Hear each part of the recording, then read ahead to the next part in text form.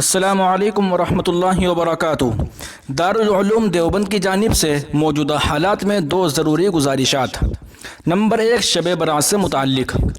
9 April بروز جمعرات شعبان کی 14 تاریخ ہے۔ اس اعتبار سے جمعرات اور جمعے کی درمیانی رات شب برات ہے۔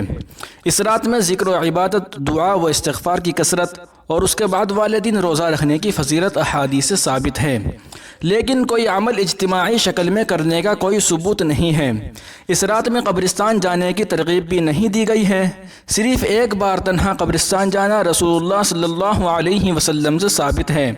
اس کے باوجود بہت سے لوگ قبرستان یا مساجد میں اجتماعی طور پر جاتے ہیں اور مختلف اعمال کرتے ہیں۔ اس لیے تمام مسلمانوں کو متوجہ کیا جاتا ہے کہ موجودہ حالات میں جبکہ ضروری اعمال یعنی نماز باجماعت اور جمعہ وغیرہ کے لیے بھی نکلنے پر پابندی ہے، شب برات میں مساجد یا قبرستان جانے کا ارادہ بھی نہ کرے۔ اپنے بچوں اور جوانوں کو باہر نکلنے سے باز رکھیں۔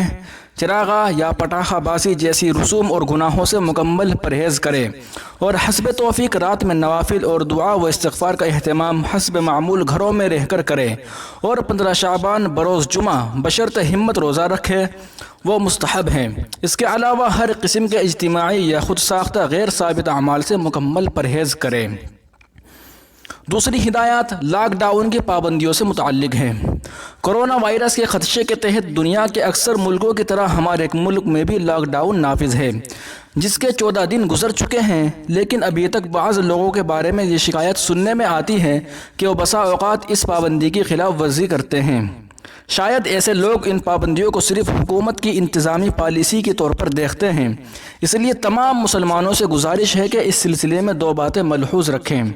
نمبر 1، حکومتی قوانین کی پابندی بھی ہماری اخلاقی و شرعی ذمہ داری ہے، خاص طور پر اس صورت میں کہ حکومتی پابندیوں کا مقصد بھی شہریوں کا تحفظ ہی ہے۔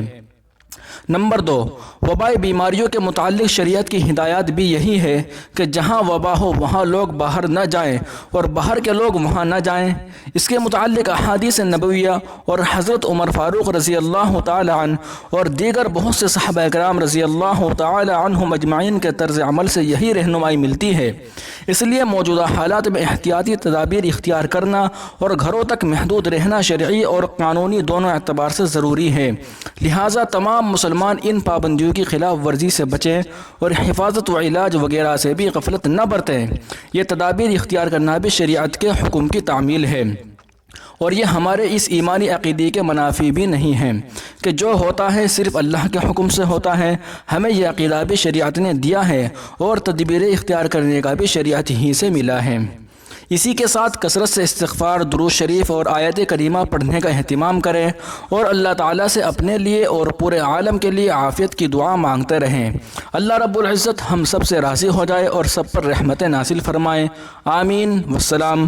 حضرت مولانا مفتی ابوالقاسم صاحب نعمانی دامت برکاتہم العالیہ۔ دوستو، ہماری ویڈیو آپ کو کیسی لگی کمنٹ باکس میں ضرور بتائیں۔